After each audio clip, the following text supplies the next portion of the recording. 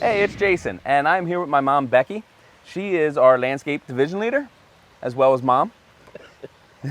And we are here at her house today, and I feel that you always take everything that we put in that looks good, and you make it look great. And I feel that that is because of all of the detail. So I was hoping that you could walk us around and show us some of that. Okay.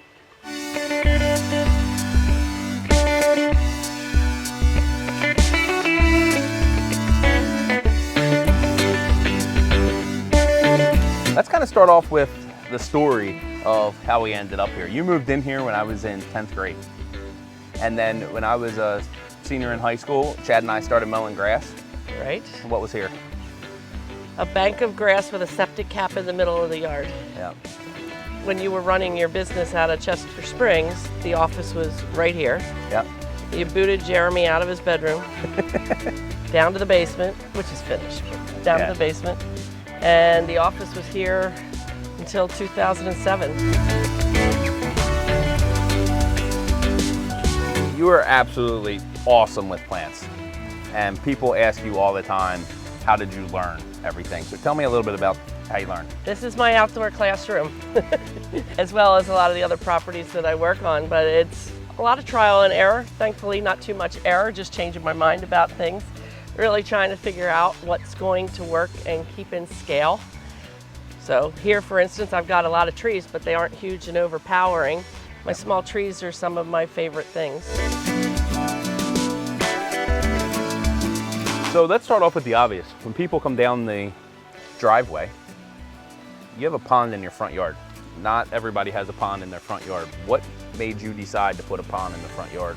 I think you had a little something to do with it. Yeah.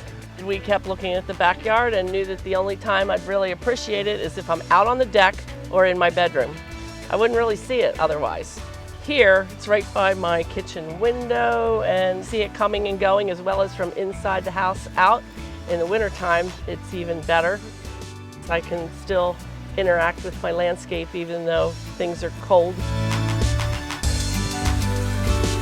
The next very obvious one, before we get into all the details that you made look great, is the walkway and the driveway. That's all in pavers. We did that just, again, this was our showroom for a long time, and we wanted to make everything look nice here so that we could bring people here. We have one heck of a slope, a lot of water that runs down the hill. We did a couple things to address the water, and we also did something to address the snow. You got to enjoy that. We did. Even Saturday, I was asked, what do you do with this driveway in the wintertime? How do you get out? I said, well, it's heated. It's heated. It's heated. So we ran some electrical coils underneath the walkway. Right in front of the driveway, we have a whole swipe of it that melts, and then we did tire tracks going up to the top of the street. And the only reason we didn't make the whole driveway melt is just because we would have had to put in a bigger electrical panel. There's a sensor that turns on when it predicts that it's too cold with precipitation. We got a paver driveway, we got it heated, and we have the pond. But all that looked nice, but you made it look great.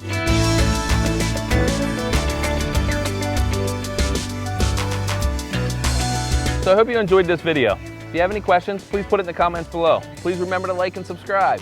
And until next time, keep building your outdoor dreams.